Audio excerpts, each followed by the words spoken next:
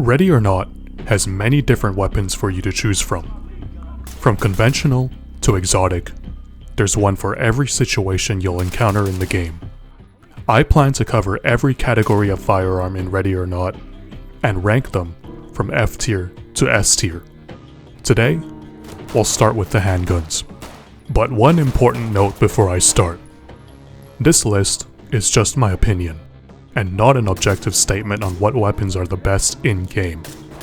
If there's a weapon you like that isn't S tier, that doesn't mean it's a bad gun. It's just what I think. Having said that, this is what I'll be basing my rankings off of. How effective they are against suspects, especially with body armor, what kind of attachments the weapon is compatible with, magazine capacity, and most importantly, how cool it looks. Also, each ranking is going to be relative only within its own category. For example, a S tier handgun is not going to be equivalent to an S tier rifle. In Ready or Not, handguns are generally backup weapons, meant to be used if your primary weapon runs out of ammo. The exception is if you're using a shield, in which case, the pistol becomes your primary. For both these use cases, I like pistols with relatively higher magazine capacity. Attachments are also important in any situation, but in particular a law enforcement one. You can't shoot what you can't see. Mounting a flashlight is imperative for any firearm. In real life, visible lasers have become relatively obsolete. However, in Ready or Not, there is a very practical use case for lasers. Clearing a room with an optic obscures a significant amount of your vision, but clearing it low ready means you'll be slower to raise your gun and shoot. With the ability to cant your weapon in the game, you can aim your gun with a laser while having your vision be much clearer. This will let you distinguish between a civilian and armed suspect much easier and shoot much quicker if you need to. So, let's get started. First up is the Glock 19. This is a handgun that needs no introduction. It's likely the most used pistol across law enforcement, militaries, and civilians. Its famous reliability, generous 15-round mag capacity, and various attachment options make it well suited as a SWAT officer's pistol. Also, the 15-round magazine makes the pistol well suited for shield use, since the lower accuracy while using a shield will inevitably cause you to mag dump. However, 9mm does struggle against armor, especially in a semi-auto only weapon. So, this pistol goes into B tier. Next is the Colt M45A1. Among other users, it was the former sidearm for the US Marine Corps MARSOC, and its appearance reflects that. A Cerakote tan finish, 5-inch National match barrel, and a Picatinny rail for lights or lasers proves that this 45 ACP handgun is truly a soldier's weapon. Unfortunately, Ready or Not is a police game. 45 ACP hits harder than 9mm, but studies have shown that law enforcement officers aren't very accurate in a gunfight. 1911 mags can only hold 7 rounds of 45 ACP. Magazine capacity is going to trump so-called stopping power in almost any law enforcement shootout. So, the Colt M45A1 goes into C tier. Next is the Colt Python. It's the only revolver in the game, and is the largest caliber handgun in the game as well.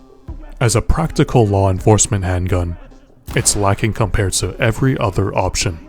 It only holds 6 rounds, it can only mount a laser, and the recoil is quite significant, making it harder to land shots. But it looks incredibly cool. Using this handgun is the ultimate expression of form over function. Also, if you use this gun as your primary on any of the more difficult maps and live, you'll earn the respect of everyone in your session. So, the Colt Python goes into S tier.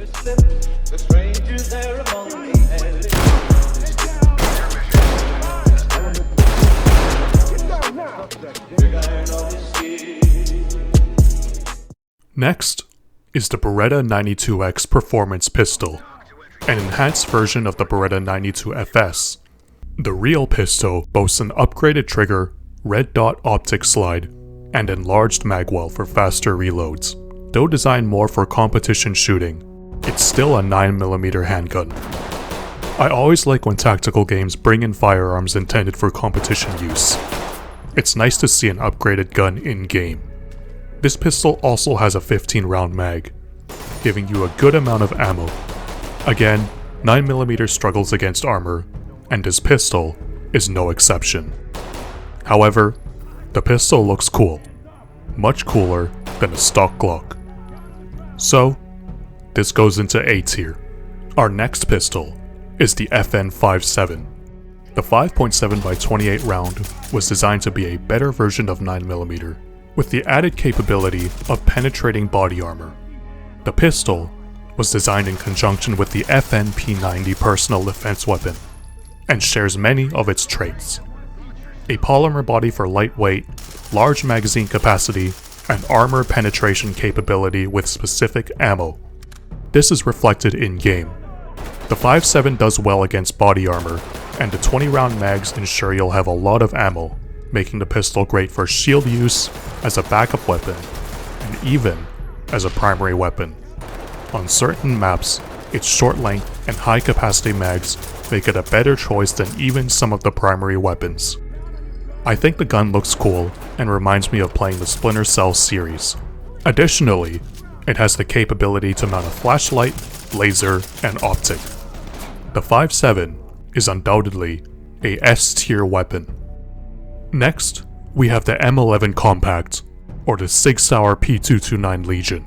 The Sig P229 is essentially a compact version of the Sig P226, the former handgun of the US Navy SEALs. Compared to the classic P226, the Sig P229 features a more durable slide and a multitude of caliber options.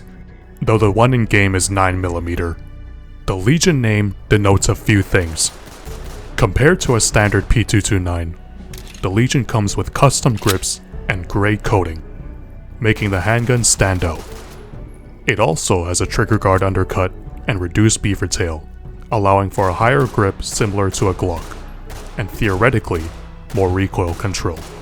Its rail space and 15-round magazine also ensures this is a practical 9mm handgun, well suited for law enforcement use. B tier. Next is the Kimber Custom Why are we TL. still here? Just to suffer.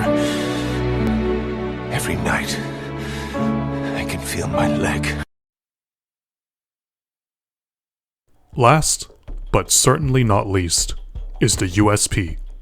Another handgun chambered in 45 ACP, but having 12 rounds in the mag, as opposed to 7.